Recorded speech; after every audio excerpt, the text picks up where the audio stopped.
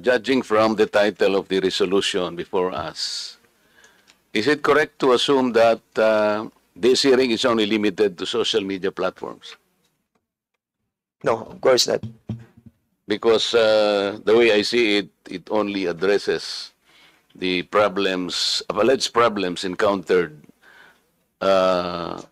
against bloggers. Chairman, Congressman Marcoleta. That's the reason why we have invited as well the government agencies and also the academe and other media outlets who have parameters on. But we have not invited members of the mainstream media, Mr. Chair. We did. And that's the reason why we're asking for the excuse letter as well, because a while ago, the COMSEC have acknowledged the persons of the resource persons who have been invited.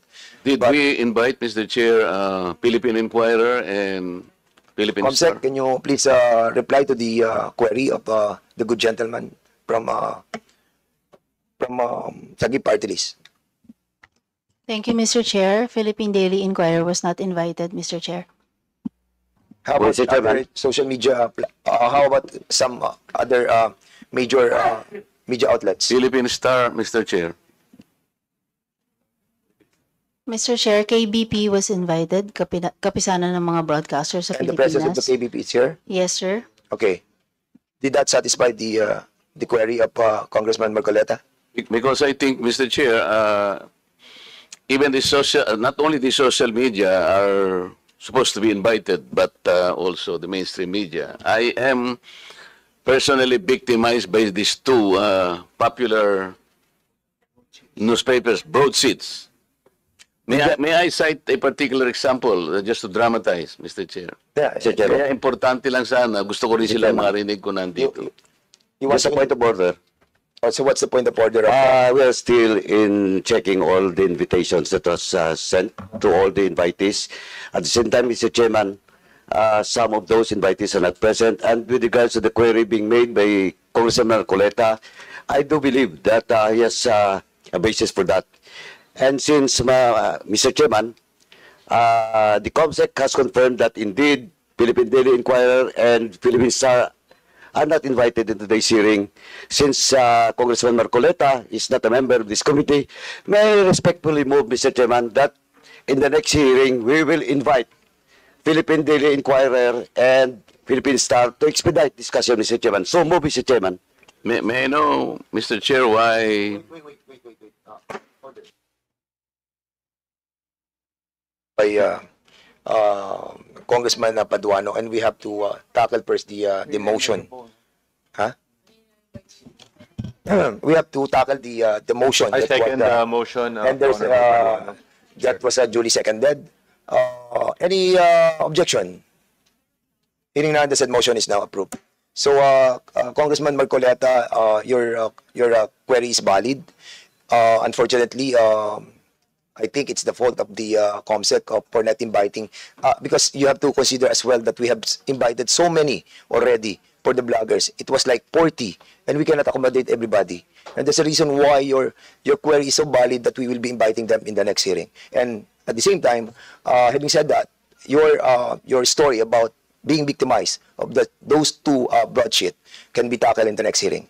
So the next item. Mr. Chair. Yes, you have the floor right now, Congressman. I just would like to find out if Miss Elizabeth Joey Cruz, aka Joey Vivre, was invited. Consent, if he was invited, I'd like a point of order, Mr. Chairman. What's the point of order? Once again, Mr. Chairman, the floor is still with Congressman Marcoleta, and is she okay na po ba? Kaya Congressman Marcoleta with regards to the query that I move to invite Philippine Daily Inquirer and Philippine Star. Yes, it was approved. Now, actually, I have already taken action. I know. The floor is still with Congressman Marcoleta, and I asked personally Congressman Marcoleta to the chair if he is satisfied with the motion that I have made, Mr. Chairman. And after that, siguro, let's proceed with another member of the House of this committee. Congressman Marcoleta, please. Thank you, Mr. Chair. I still have to include another aspect of inquiry. Kasi hindi lamang po yung social media at saka yung mainstream media. I was also personally victimized by certain survey firms. Nagsasurvey po sila. For example po, yung SWS, kailangan sabihin ko na po. Nag-survey po sila ng third quarter survey last year. And they listed 40 names, senatorial preferences. Nandito po sa akin, ibibigay ko po yung kopya po, reference ng ating committee. There are 40 names mentioned and indicated in that list. Ito po, Mr. Chair. Gusto ko lamang pong emphasize na dito sa 4 na pong senatoriables po na kanilang ginamit dito sa survey na to, meron pong 6 na relatively unknown. Babasahin ko po ang pangalan. Adonis Jerome, Andamo Jocelyn, Arambulo Ronel, Doringo Mimi, Floranda Mori, Danilo Ramos. Meron po naman 7 na sikat, Mr. Chair, pero hindi naman nagpahayag po ng pagtakbo bilang senador. Andiyan na po si dating Pangulong Rodrigo Duterte, dating Senador Franklin Drilon, dating Senador Richard Gordon, Harry Roque, dating Vice Presidente Robredo Maria Leonor, at saka po yung ating Secretary of Defense, Gilbert Chodoro. Pero po malinaw dito, Mr. Chair, hindi po nila ako nilagay dito sa 40.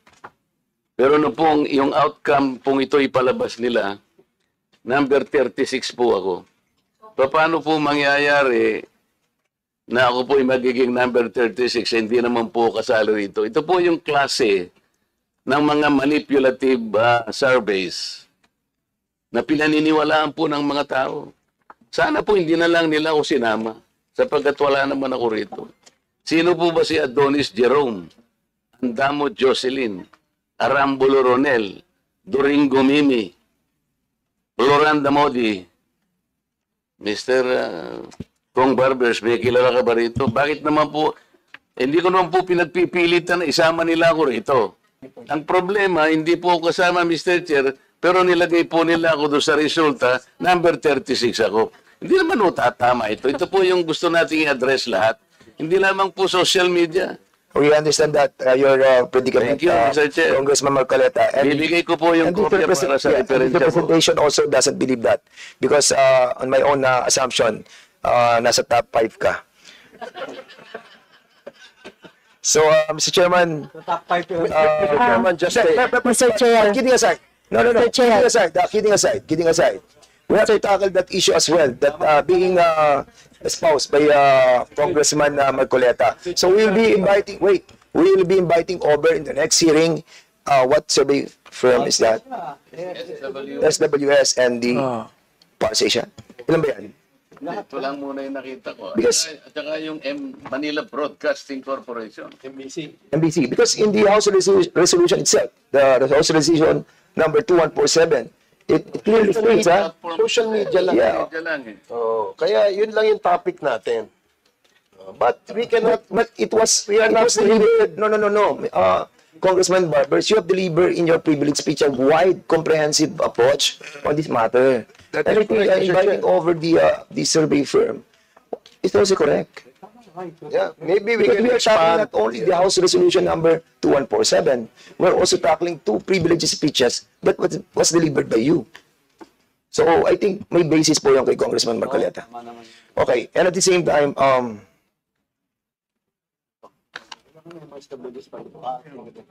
so there's a, Mr. Chair, noted po yung kay Congressman Marcoleta. Now, May I now be Chairman recognized? Abante, now you are recognized. my query is if we have invited a certain Elizabeth Cruz, no, aka Joey DeVibre, Mr. Chair, if we have invited her and she has an excuse letter, may I know what was the excuse, Mr. Chairman? Consent, please answer the query of Congressman Abante. Please. Sa social media. Harap dito. Thank you, Mr. Chair. Miss Elizabeth Joy Cruz was invited and she sent an excuse letter via email. Ano po yung kanyang excuse letter? Ano yung dahilan? One moment, sir. I'll get it from the chair. Thank you.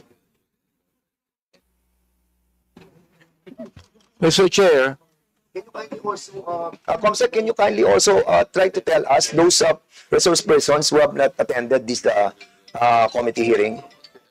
Yung may mga excuse letter, okay yun. But those who have not reply to our request to be present on today's hearing. Thank you, Mr. Mr. Chair, Chair. particularly first, Mr. Chair, Congressman Abante. particularly I am referring to AKA Joe DeVivre sapagkat matindi yung kanyang mga sinabi dito. Gusto ko talagang makita siya at makausap sapagkat dito minura niya ako at ang sabi niya, panay kabobohan sa quad. Sayang kuryente sa'yo. Bigyan mo sa kanya. Ano yung pack you? Yung pack you. Hindi ko alam yung pack. Huwag mo na sabihin. Congressman Abante. Dali lang. Katutuloy ko lang buta. Mr. Chairman, Congressman, don't be so personal. Let's be more comprehensive on this approach. Kaya binabasa ko lang po. Binabasa ko lang eh. Sige, go ahead. I'll give you Pangalawa, November 13, 2024, nagmura na naman siya. Hindi ko na babanggitin yung mura niya. Pag tinatanong kung anong legislation ginawa niyo in relation to this, BS, ano ba yung BS? BS inquiry, sasagot ka. Swelduhan ka ng taxpayers, gago. November 3, 2024, si Benny Abante at si Romel Marbil ay mga protektor ng illegal na droga dahil pilit nilang pinalalabas na hindi ito ganoon kasama.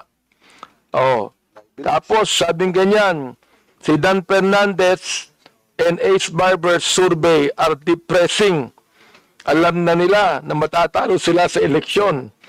So what is the hearing for? Smoke screen for the discount. Tinabi ko ito sapagkat matindi po itong mga akusasyon na ibinigay nitong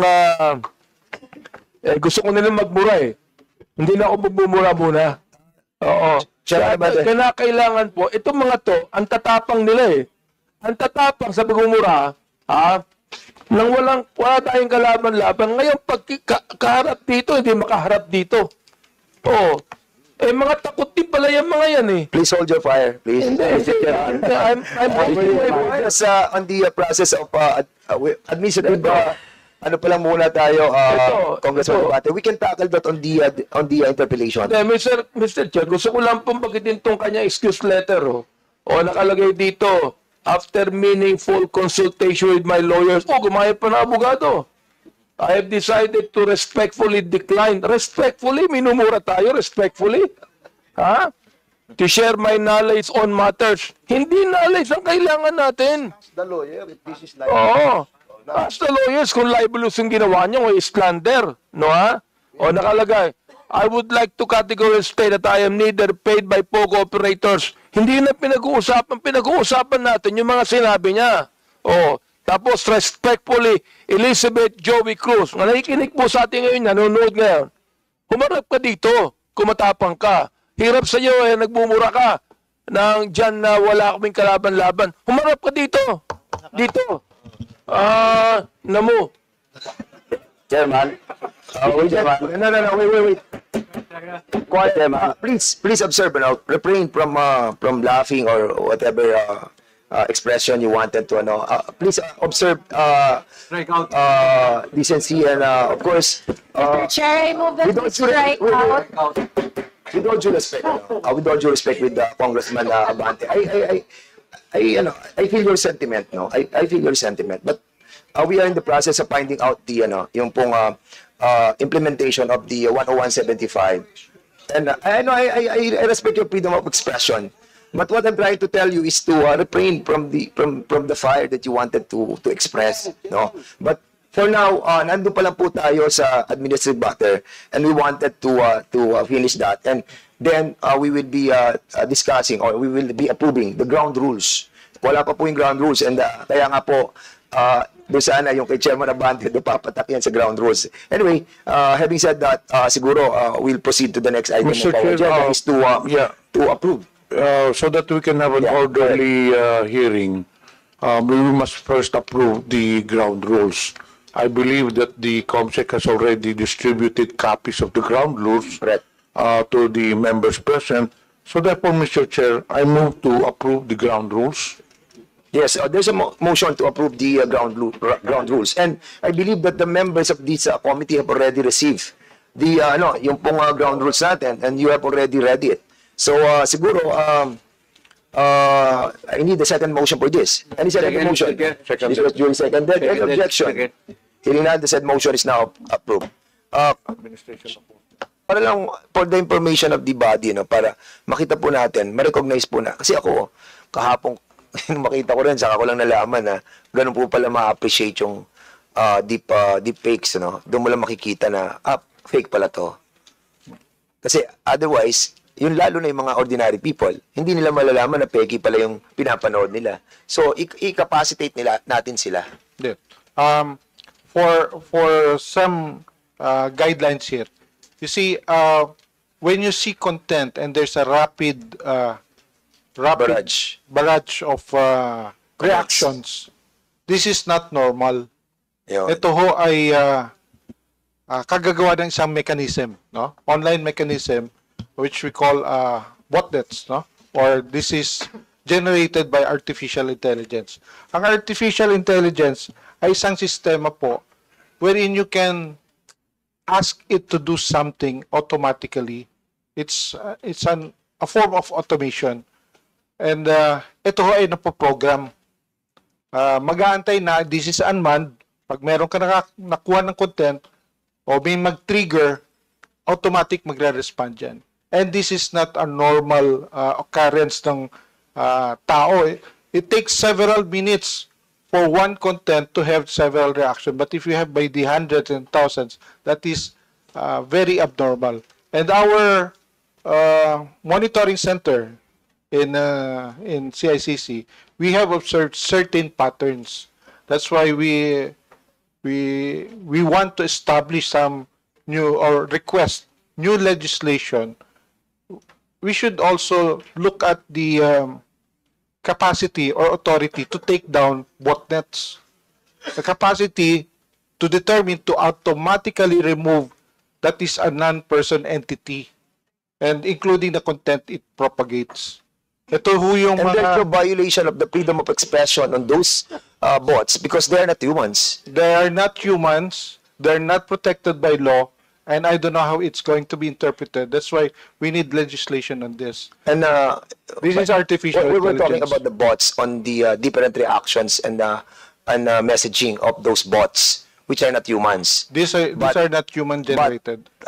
Saying libelous content on us, di ba? On What about everybody. the content, Mr. Chair? What about the contents? What about the sa YouTube na ginagawa nila? There's also comments and there's also di ba? Bots din yun. But yung pong content can be a deep fakes as well. Yes. Mr. Chair, there's also the Chair, angle. clarification lang muna. Chairman Congressman Marcoleta. Director, kasi sinabi mo kanina, we must empower our people. Tama naman yun. We have to enlighten our people because if our people are able to distinguish what is fake and what is true, sila lang, they can always repel. Maski na konting tulong lang eh. Halimbawa kanina, sabi ni Chair Dan, ang problema natin is the West Philippine Sea, sabi natin. Ano?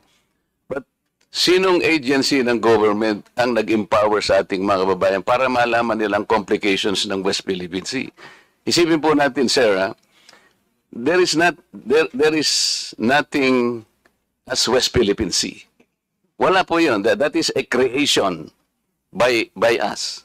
Sa totoo lang po, kahit nabasahin mo yung ating mapa or what, there is no West Philippine Sea. Ang West Philippine Sea, yun po yung area na kiniklaim natin, ito yung exclusive economic zone.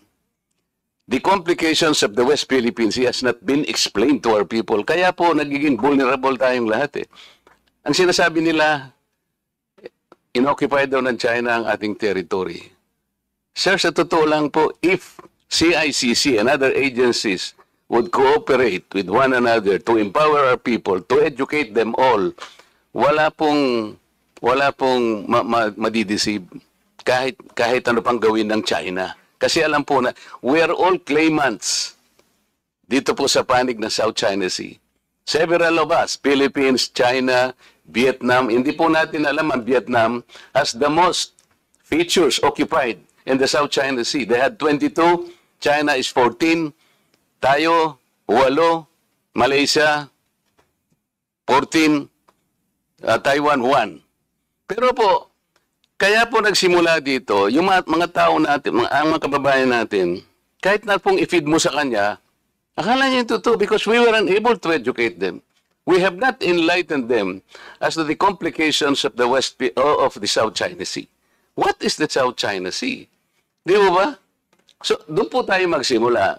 Ngayon, magdi-discuss tayo. We will repel this. Mahirapan din po eh. So nagiging biktima po lahat ang kababayan natin. Kahit na po dito sa ating kapulungan ngayon, hindi pa nila alam kung ano-ano po ba ino-occupy ng China. Hindi po territory ang issue in the South China Sea. Ang issue dito is our maritime rights. The maritime rights designated by our exclusive economic zone. These are not territories under public international law. So, kailangan po tayong mag-educate. Tama po kayo sa premise nyo kanina, but until and unless you are able to educate our people on the complex issues surrounding the South China Sea, pare-pareho tayo pong mabibiktima. So yun muna, Mr. Chair. Maraming salamat, Congressman. I agree with you. But with all due respect, the policy of the government about the West Philippine Sea must be followed by all of us. Because people governing this country is elected by the people. And having a policy like what was delivered by the Coast Guard of this country, we have to adhere with that. So, sige, proceed na po tayo. Hindi. Yung ruling sa Dicini case, hindi. Yun lang original author. Kaya, so makikita natin dito yung pagbabalance talaga ng Supreme Court dun sa freedom of expression at dun din sa mga nagiging biktima ng malicious na mga defamatory imputation. Yun na lang siguro muna. Thank you po, Mr. Chair. Thank you so much, Attorney Ricky Tumotorgo. So we'll now proceed to the interpellation of the members of this Congress. But before I recognize Congressman...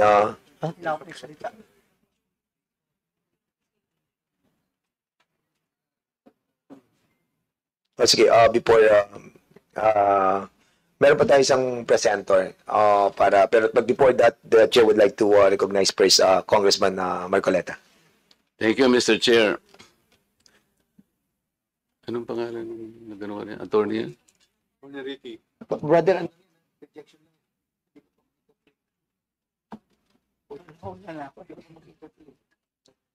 Hindi, tungkol lang sa sinasabi yung doktrina kanina. Attorney, abogado ka pala na nagtuturo sa Ateneo. At sinasabi mo, ang diferensya ng private sa public figure, pagka public figure ay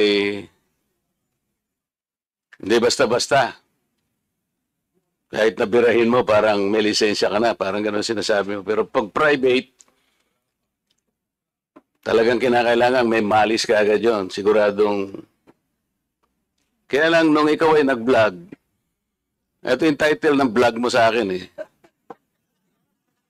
Huwag maniniwala sa pakulo at panliling lang ni Marcoleta. Ano ang panliling lang ko, attorney? Public figure ako, pero kailangan malaman ko, sapagkat dito lang may malis ka na eh. Una, hindi mo ako kilala, ikaw hindi rin kita kilala. Pero dito lang the title pa lang. Huwag maniniwala sa pakulo at panlilinlang ni Marcoleta. Attorney, kahit kailan wala akong nilinlang na mamamayan ng Pilipinas. Wala kang karapatan na akusahan mo ako ng ganito. Kung ang pinag-uusapan ay gusto mo lang ma-informahan ang mga nagpa-follow sa iyo kung sino-sinong maraming nagpa-follow. Pwede mo ba sagutin ito muna? Ano yung panlilinlang na sinasabi mo rito? Marami na po kasi akong naging hindi ko ano yung particular na Ito pakikita ko sa iyo, ayan oh. hindi ko po alam kung anong particular doon na Attorney, gumawa ka ng vlog. yes po, ako po Responsibilidad mo sa public ito, lalong-lalo na yung naniniwala sa iyo. Hindi ako maniwala kung paano mo silang napaniwala. Pero itong sinabi mong ito, may pakulo ako at panlilin lang. Ito yung sagutin mo. Hindi ako naniniwalang hindi mo naalala ito. Mr. Chair? Mr. Chair? Actually po, dun yata yan sa rally ng Iglesia ni Cristo na naging subject din ako po ng programa ninyo sa yung 20 kasama Honorable Congressman Marcoleta. Ako po yung naging subject nyo doon ni Saganang Mamamayan. Kasi ako yung nag-comment na sabi ko, dapat yung Iglesia ni Cristo kung talagang malaki yung mobilization nila, doon nila gawin sa Luneta, huwag sa Liwasan. Yun yung kasi, pag sa Liwasan... Attorney, huwag mong nililihis ang usapan. Ano? Ang pinag-uusapan yung panlilin lang na sinasabi mo at pakulo. Walang kinalaman yung rally ng INC dito. Doon ko po kita, Honorable Congressman Anong Marcoleta. panlilin lang ang ginawa ko doon sa rally? Yung po yatang speech nyo doon Hindi sa pa yata, kailangan siguruhin mo. Nagsalita ko doon, anong parte ng speech ko ang nilinlang ko ang mamamayang Pilipino? Honorable Congressman Marcoleta, yung reaction ko po yata yung speech nyo po doon sa Ano stage. nga, kung alam mo yung speech ko, ano yung panlilinlang doon? Tingnan ko po dito sa ano ko kung ano yung ang dami ko na po kasing naging content tungkol kay Hindi ganun. Ako kapag ka sinabi ko, alam ko ang pinagbabasihan ko. Kahit matagal na yon, maaalala ko. Pag nilinlang ako ng isang tao, alam ko. Problema sa inyo, hindi ko nilalat ang vloggers, ano? Ako, hindi ko minamasama yung vlogs. Yan ay part ng, ng ating free speech. Expression. At yan ay ginagaranti ng ating saligang batas. Totoo naman na kapag ka public figures, hindi dapat balat sibuyas. Hindi kagaya ng balat sibuyas ni Kong Barbers, alam ko yan. Pero hindi nangangahulugan. Kailangan i-establish ninyo. I-establish mo. Ikaw ay abogado pa rin, kagaya na sinasabi mo, nagtuturo ka pa sa isang reputableng institusyon. At pagkatapos, tinatanong ko lang ngayon, ikaw ang nagbablog, oh. Basta po tungkol po talaga yung naging topic ko po kayo tungkol dun sa rally ng Ano ANC. nga yung sinabi ko sa rally na nanilang ako ng Pilipino? Wala ka man lang maisip? Ito yung uri mo na hindi kailangan talagang nagbablog eh. Nami-mislead mo yung mga tao, nililin lang mo yung mga tao. Ang dahilan ay hindi mo man lang masabi kung ano yung aking mga panlilinlang na sinasabi mo rito. Pakulo at panlilinlang. Hindi ganyan yung mga vloggers na kilala ko. Yung mga vloggers umaatake rin sa akin, pero hindi ako balat sibuyas. Sapagkat may basihan ang kanilang sinasabi. Yung pinag-uusapan siguro namin dito. Gusto nila niyang tingnan siguro kung ano yung mga seats ng mga aming pinag-uusapan dito. Hindi ako balat sibuyas, pero ito, wala akong makitang panlilang na ginawa ko sa ating mamamayan. Ikaw, ang lakas ng loob mo na mag-vlog. Abogado ka pa naman. O ano? Gusto panoorin ko po mamaya itong kung ano yung Ayun ang hirap sa atin, Mr. Chair eh. ano po kasi Isip-isipin mo, bigla ka na lang gagawa ng isang vlog na ngayon ay tatanungin kita ng diretso, wala ka man lang masabi, kahit isang panlilin lang. At ang inaakala mo, baka sakaling doon sa rally. Ibig mo sabihin, naharap ako sa rallying pagkalaki-laki para manlilang lang ako ng mamamayang Pilipino? Hindi ka karapat dapat na abogado eh. Hindi ka dapat magturo sa Ateneo. Sinasabi ko sa iyo ngayon. Ako hindi ko inaukusahan ng mga vloggers. Kahit masasakit ang sinasabi nila, ngunit merong basihan. Meron silang pinagmumulan na basihan. Kamukha nung isang vlogger, Mr. Chair. Nakita niya yung isang tarpaulin, isang billboard na-install doon sa SLEX. Isang female vlogger, Mr. Chair, na napanood ko. Itong si Marcoleta kanya, walang kahihiyan ito Tanga pala At ikinahihiya na rin siya ng mga kapatid niya sa Iglesia ni Cristo. Sapagkat, akalain mong gagawa siya ng billboard, isasama niya kanya si Pastor Kibuloy. Hindi ba niya alam na si Pastor Kibuloy ay ganyan. So, kinakailangan, Mr. Chair, na sagutin ko. Ang pagkakasabi ko lang po na sagutin ko, miss ka ako, hindi kita kilala, pero medyo nasaktan lang ako, pero nandun na lang, pagpapasensyaan na kita, sapagat ako ay public figure. Kung ako lang ka ako ang ginanito mo, okay lang Kaya lang kita sasagutin sapagkat yung mga nakikinig sa'yo, baka malin lang mo. Baka sila'y mailigaw mo sa paniwala na ako nga ang gumawa ng billboard na yan. So ipinaliwanag ko, Mr. Chair, hindi ako ang gumawa ng billboard na yan. Nakita ko na lamang po na biglang kasama po ako ron. At hindi naman po ipinaalam sa akin nung gumawa.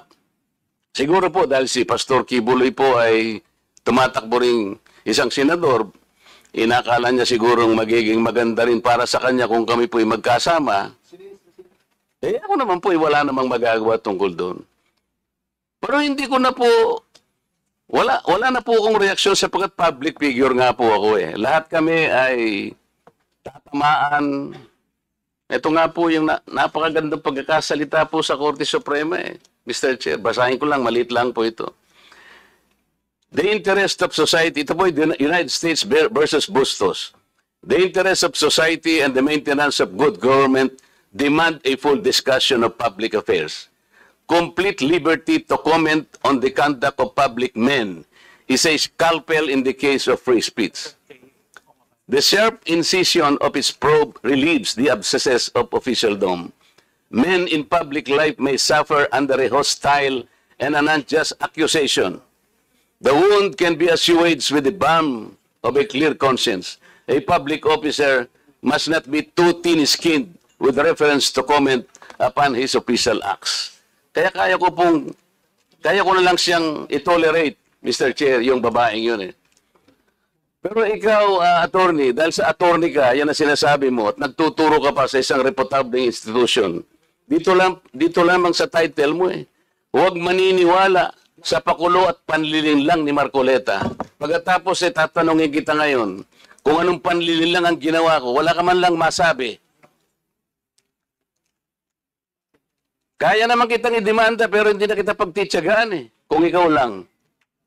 Gusto ko lang malaman ng mga tao na walang basihan itong ginagawa mo. Para sa akin, sapat na nakabayaran sa'yo. O total, hindi na siya makakimbo, Mr. Chair. Tatigilan ko na siya. And with that, Congressman Marcoleta, that will serve as your time as interpellator. Ang haba ng interpellation mo. But I will not deduct that sa sa time mo, Congressman Marcoleta. Okay. Attorney Ricky, you still want to pursue your or that will be it? So yun lang po. Siguro we give you time also to to answer back on baka panoodin mo muna yung mga vlog mo. Later on, you can approach us if you wanted to defend your dapat nga mag-isbar pa yan you have your time, Congressman Marcoleta. We'll be giving time to Attorney Ricky to defend himself. Ano lang po siguro, fairness, and maging equal lang treatment natin sa lahat. What we wanted here is to be fair, para give also a chance to Attorney Ricky para to prove himself by watching yung mga vlogs na ginawa niya. Sige, go ahead, sir. Mr. Chair, yun po yung sinasabi ko na kapag kakasuhan halimbawa ang isang vlogger tulad ko sa ganyang sinabi ko, kung public official yung naging subject ng aking vlog, ipo-prove na malicious yung intent ko. Yun yung pagkakaiba. Pagka-private naman, Hindi, presumed kaagad na malicious. So, yun po yung pagkakaiba. Kaya, yan po yung ano. Ang isa pa, yung mga members po ng Congress, lahat po tayo, kahit ordinary citizens, may freedom of expression, freedom of speech. Kami ring mga vloggers, mayroon. Ang pagkakaiba lang po natin, kayo pag nasa Congress, hindi kayo pwedeng kasuhan kasi may privilege kayo, anumang sabihin nyo. Pero kami, kahit vloggers kami, pwede kaming kasuhan. Yun nga lang, ang pagkakaiba, ang magiging defense talaga namin, freedom of expression. Kaya nga, kapag kinasuhan kami ng private individuals, ipuprove nung malicious kaagad ang presumption. Pero sa public figures, ipuprove na may actual na malis kami sa sinabi namin. Yun lang po. Hanapin ko po mamaya yung ano kasi ang dami ko na contents na na-create kay Congressman Marcolita. So talagang hindi ko na po masagot. Pero sorry po kung Yes, we understand your situation, Okay attorney. po. Kaya nga I have given you a chance para Thank you po. ma-review naman po yung mga vlogs nyo. And it goes to everybody as well, especially to those na who have not attended this hearing. Fair po yung ating gagawin na pagdinig dito. Pakikinggan po namin kayo at titingnan po natin, babalansin po natin. Katulad po niyan, may mga ganyan sitwasyon na personal yung naging approach po ni Congressman Marcoleta against him dahil nga napanood niya. And we wanted that to be clarified. But of course, we have to give chance to everybody to speak at ipaliwanag kung bakit. So basically, yun po ang gusto natin mangyari. It might help us in the amendment that we wanted to file dito po sa 10175. So, Attorney Ricky, last, then we'll proceed with the Congressman Plato. Yes, Mr. Chair, salamat. Last na po ito. So, hinahanap ko po talaga yung vlog ko na yun kung tungkol saan. So, nakita ko na po, October 21 pa po pala yun, 2024. May post kasi si Honorable Congressman Marcoleta, ang post niya, yung tungkol sa pagbisita niya sa Naga. Taga-Naga po kasi ako. Nakipagkita siya kay former Vice President BP Leni. So, ang post ni Honorable Congressman Marcoleta na yun yung mark ng pagiging statesman. Kasi hindi siya kay Duterte, kay Marcos, kay Leni, para sa kanya unity. So yung topic ko, huwag padadala sa pakulo at panlilinlang ni Anong Marcoleta. panlilinlang doon? Yun nga po, explain ko yung sinabi ko. Kasi opinion ko po ito, sabi ko... Oo nga, hindi panlilinlang yon. Nakipag-handshake ako. Kaya nga, ang Sinabi ko, unity begins. sabihin ko lang po handshake. yung sinabi ko doon sa vlog ko. Hindi, panlilinlang ba yun? Mr. Chair, point of order lang po. Para What is the point of order? Point of order po yung hindi, yes. Dapat po Mr. Chair, Okay. you So, can- what is the point of order Kasi you of gave time Congressman to Franz? attorney. Wait, I'm still speaking. Sorry. What's the point of order of Ms. Point Franz? of order po yung conduct nung palitan nila ng exchanges of words. So you have recognized po Attorney Ricky. So let him explain before our colleague Marcoleta. I understand. Yeah. Okay, I'll be So, letting para maging wait, okay. And please I understand address both of you. Please address the chair para hindi po Yeah. nagsasagutan. All right. Thank you. So we'll be letting Attorney Ricky to reply, and then I'll give a chance to Congressman Marcoleta also to ask you as well. Sige. Yes po, Attorney Mr. Ricky. Chair, thank you po. Ang sabi ko lang po, kasi kanina po, tinatanong ako tungkol dun sa vlog ko na yon. Hindi ko talaga maalala sa dami ko ng vlog. So, binasa ko po, pinanood ko. So, tungkol po yun sa post ni Honorable Congressman Marcoleta. Sabi niya, reading from netizens, reactions on my brief and casual meeting with former VP Leni. After my trip to Sipokot, I now realize how really divided our people are. Reaching out to all our leaders can also be personal. Our ability to show our humanity beyond the realm of political.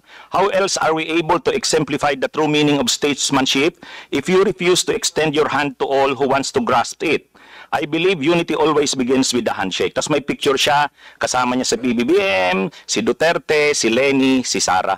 Ang reaksyon ko doon, sabi ko, wag tayong padadala doon sa pakulo na yon at panlilang kasi sabi ko, ang totoong statesman, ang paninindigan niya para sa bayan. Hindi ko nakita kay Congressman Marcoleta na ang mga paninindigan niya sa issue ay para sa bayan. So honest opinion ko po 'yun.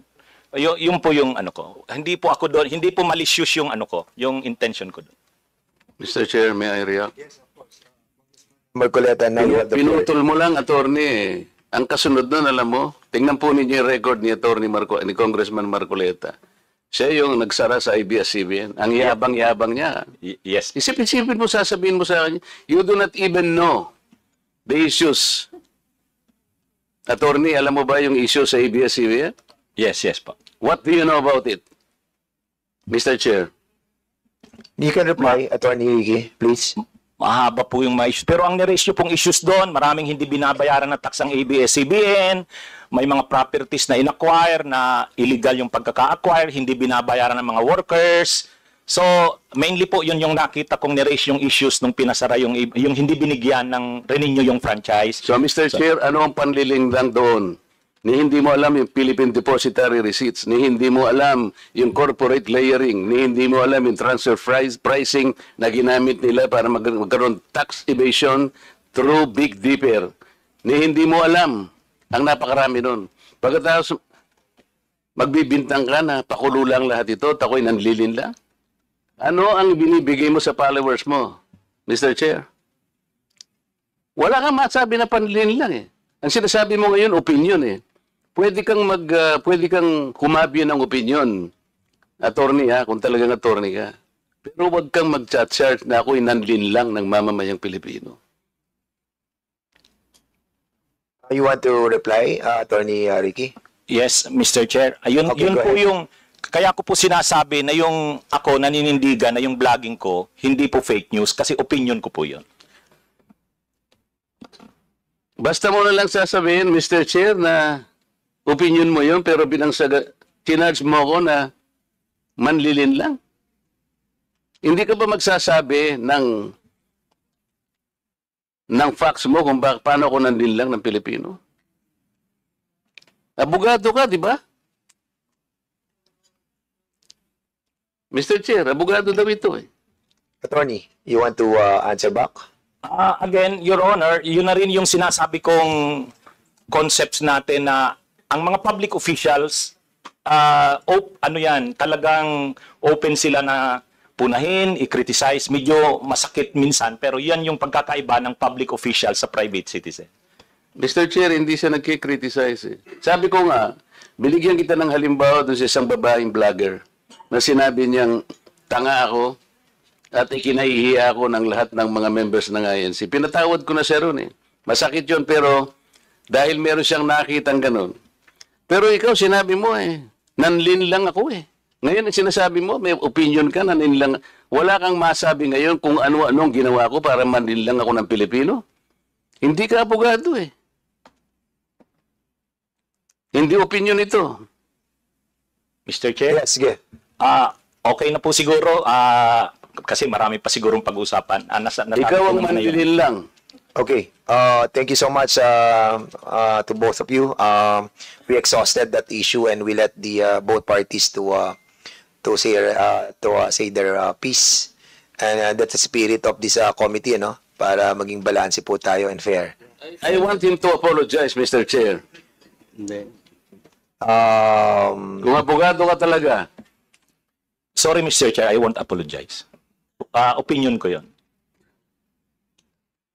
With that, we'll dwell to the next issue, no. Ano na muna tayo sa interpellation. Balikan na lang natin mamaya issue yan. Kung ayaw niya mag-apologize, but I think we cannot force him to say sorry about it. Mr. Chair, I move that he be cited for contempt.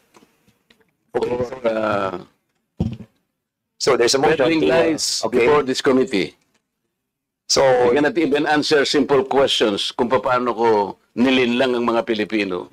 We cannot just let people, kahit na ba public figures tayo eh. I give him the chance. okay, 1 minute suspension.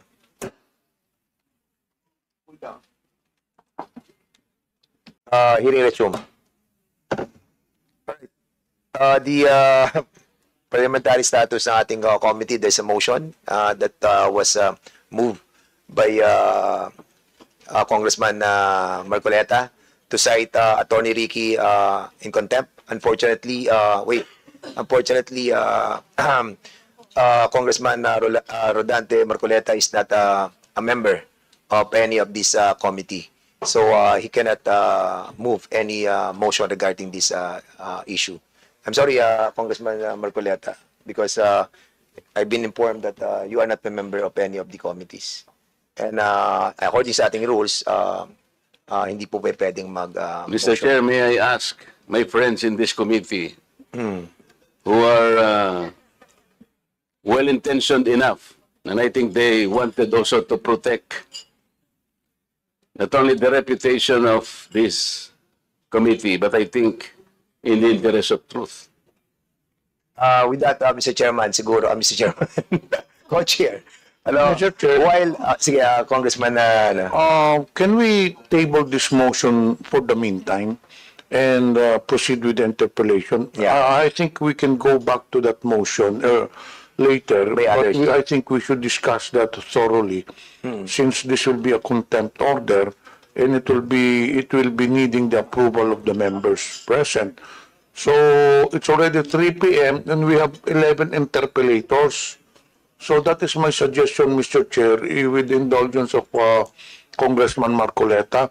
The members here have been here since early this morning. So kung pwede, tumuloy na muna tayo sa interpellation, then we'll go back to your motion. no, we cannot go back to the motion unless we will be able to talk to the other members to move for that motion. Then for the meantime, we'll Mr. be Chair, we asking, table the motion. yeah, we will table the motion, and for the meantime, we'll be asking Congressman Plato to proceed with the interpellation. So, Congressman Marcoleta, we'll be giving you a time to convince other members to move that motion. Visual.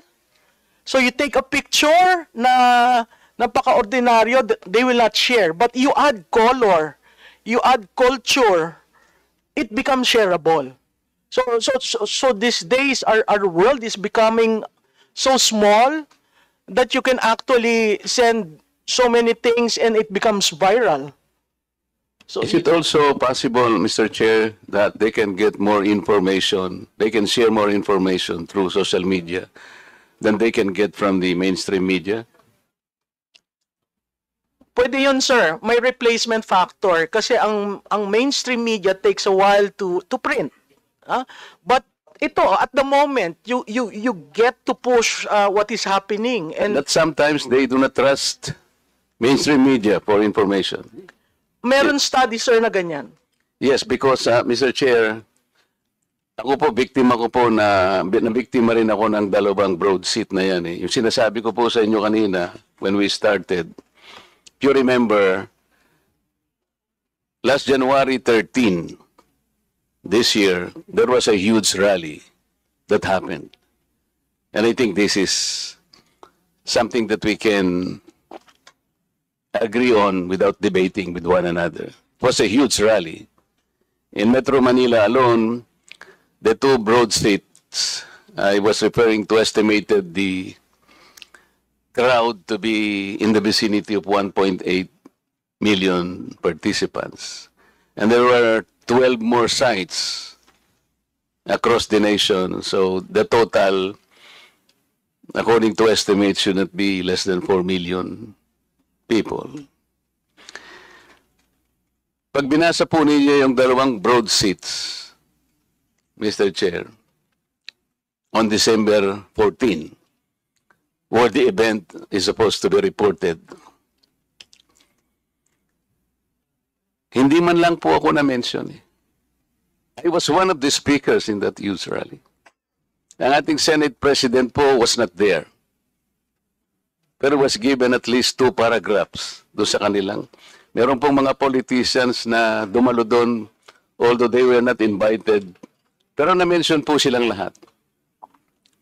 Ako po na nagsalita close to about 1 hour. Ni anino ko po, hindi nabanggit eh.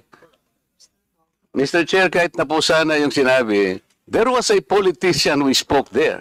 We don't know him at all. Baka okay na sa akin yun eh. Not even an asterisk.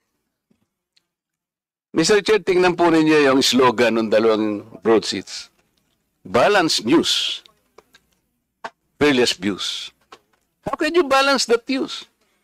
When one of the actors there, ako po yung nag-provide ng context. Bakit po takot na takot sila na banggitin na sa... Siguro, Mr. Chair, kung baka may litrato akong maliit doon, baka mamaya nilagnat po yung editor doon. Eh. Yung isa pang broadsheet, truth shall prevail. Paano po? Nasaan po yung truth doon? Other politicians who just happened to be there, na-mention po lahat ang pangalan. Except me.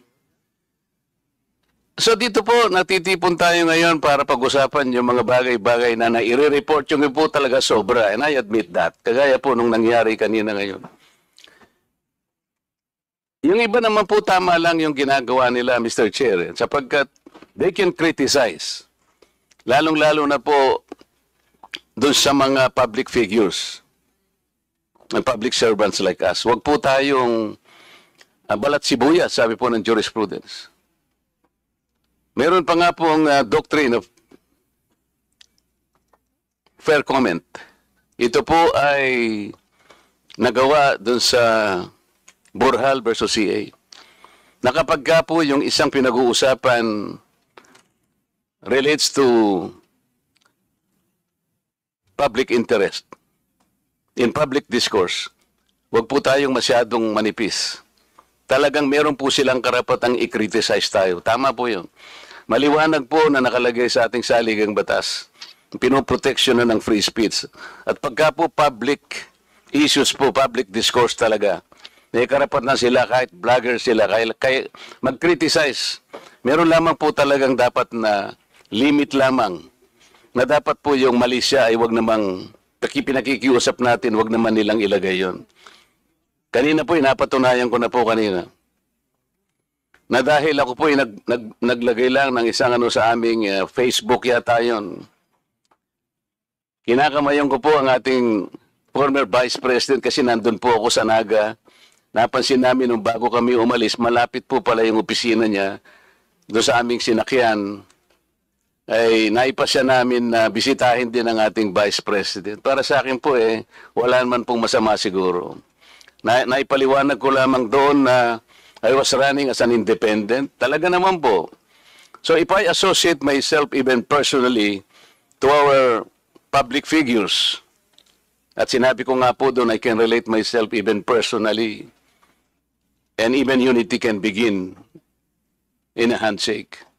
Bakit naman po kailangan mag-vlog siya na yun po ipakulo at panlilin lang? Ngayon, tinatanong ko po sa kanya kung ano yung panlilin lang doon. Doon, hindi na po yun na public discourse Sana man lang kung sinabi niya yung pagka-handshake, mali. Okay lang yun Kagaya po nung sinabi ko rin kanina na may nakitandem po sa akin isang senatorial aspirant. Hindi naman po ako yung gumawa ng billboard. Tinatawad ko na po yung female blogger na yun Kasi kasama po yun sa ating buhay bilang public servant. Yan po talaga ay protected ng ating saligang batas. Ang medyo masakit lamang po yung nagpapanggap na akala mo responsible sila. Abogado pang naturingan at nagtuturo pala. Pagkatapos patututsadahan ka ng huwag kayong maniwala sa pakulo at panlilin lang ni Marcoleta. Wala naman po siyang maihayag na isang uri man lang na panlilin lang.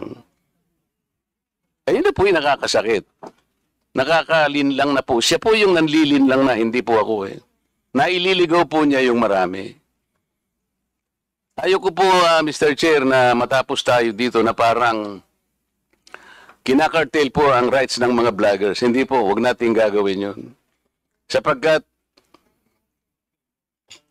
karapatan po nila na i-criticize tayo sa paraan na talagang kailangang mangyari yon. Pero wag silang magpapakasobra, kagaya po ng aking sinasabi kanina. At sabi niya, hindi siya mag-apologize sapagkat opinion niya. Pwede po bang mag-formulate ka ng opinion nang hindi mo naman kayang isubstantiate? Mag-charge ka ng isang tao na sasabihin mong nanlilin lang ng kapwa Pilipino at opinion mo pala yun? Yun po siguro yung dapat nating lamang nabigyan ng attention, Mr. Chair. Yung mga ganong klaseng mga pamamaraan ng pagkikriticize sa atin nang wala namang basihan. Pag may basihan po, yun po yung sinasabi ng doctrine of fair comment. Basta mayroong pinagbasihan po na kinakailangan kang makriticize. But if unity begins with a handshake, ay sasabihin niya pong panlilin lang. Talaga po, hindi naman tama yun. Kaya po, sa ngalan po ng mga vloggers na kailangan din po natin sila, lalo na ang kinukomment po nila yung governance, okay lang po sa atin yun.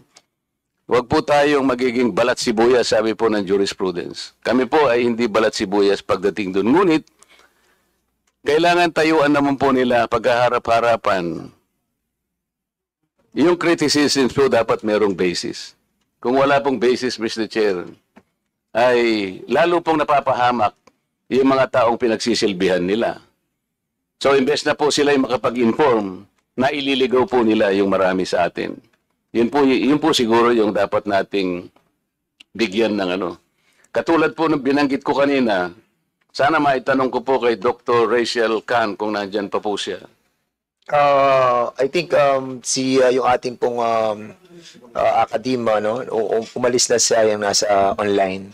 Kasi kanina po, Mr. Paalam Chair, kanina. dinistinguish po niya yung misinformation, disinformation, at saka malinformation. Yun pong Maybe you can add, misinformation. yung isa nating academe nandito pa ba yung academe natin sa sa UP? Kung nandyan po siguro, wala na po ba? Pa-excuse na rin, Congressman Marcoleta. You Yes, can Mr. proceed. Chair, sinabi po sa misinformation, ito po ay karaniwan, nangyayari sa pagkakamali at wala naman siyang intensyon na iligaw yung ating publiko. Yung isa po yung disinformation, ito sinabi niya ito yung deliberate. Ito yung manipulative. Dito po ay masasakop yung ginawa ng dalawang broadsides. Deliberate po na ginawa nila. Manipulative sapagkat paano po nila ako naalis doon sa pangyayari noong January 13. Isa po ako sa nagsalita. Sana man lang may sinabi sila, meron pong isang taga-Congress ang nagsalita. Period. Okay na po sa akin yun. Pero totally po na obliterate po ako. Iyon po ay disinformation. Yun po ay hindi tama at nalilin lang po ang ating mga mamamayan. Lalo na po yung malinformation. Ito po ay nangaatake ng reputasyon. Ito po yung deepfake. Ito lamang po siguro yung inaatake natin. Pero po yung misinformation, nagkamali siya halimbawa, na-overlook po niya yung ibang mga bagay. Huwag po tayong masyadong maigpit sa kanila. Pabayaan po natin sila sapagkat nakakatulong naman sila. Baka naman sa ating pagmamadali po ay nagkakamali rin tayo. Hayaan natin silang i-criticize din nila tayo. Huwag lamang po yung talagang lantaran na po at deliberate. At kung titatanungin mo naman, wala naman po palang basihan kagaya po ng napatunayan ko sa hapong ito. Maraming salamat, Mr. Chair. Okay, thank you so much, Congressman Marcoleta. I was supposed to ask you something about that Supreme Court decision about the Balat Sibuyas issue. When was this promulgated? Ay, hindi pa tayo dapat magtanungan. Sa resource person pala. Don't you think it's high time that we have another jurisprudence? Because Matagal na to, Mr. Chair. Pero landmark ito eh. Oo nga, matagal Kasi yan. pagka hindi naman, siguro hanggang ngayon naman, relevant pa ito. Otherwise, the Supreme Court, Pero iba na kasi yung iba na kasi yung texture ng ating ng evolution ng meron din naman, technology. Yaput versus Office of the Ombudsman. Ang sabi niya, a public official, more especially an elected one, kagaya mo, Mr. Chair, should not be onion skin. Wala na, makapal na ang mukha na. Kaya nga eh. Pero you're asking for jurisprudence, nandito po lahat yun. Ito, recently ito kasi may ombudsman na tayo ngayon. Most likely, naging basis ng ombudsman was the jurisprudence of the Supreme Court of the onion skin. But I think kasi hindi naman yung skin natin ng yung damdamin natin eh. Ang problem yung damdamin ng mga nakapaligid sa atin, pamilya natin, anak natin. Sila yung tinatamaan dito eh. Di ba? I know that we should not. But well, sabagay, desisyon po yan ng kataas-atasang Korte Suprema, and we respect that. But I think with the evolution of the different technology, yung mabilis na evolution, I hope that the decision, mga jurisprudence natin, must also evolve. Yeah, so deepfake. So yeah, tama. Okay, let's go.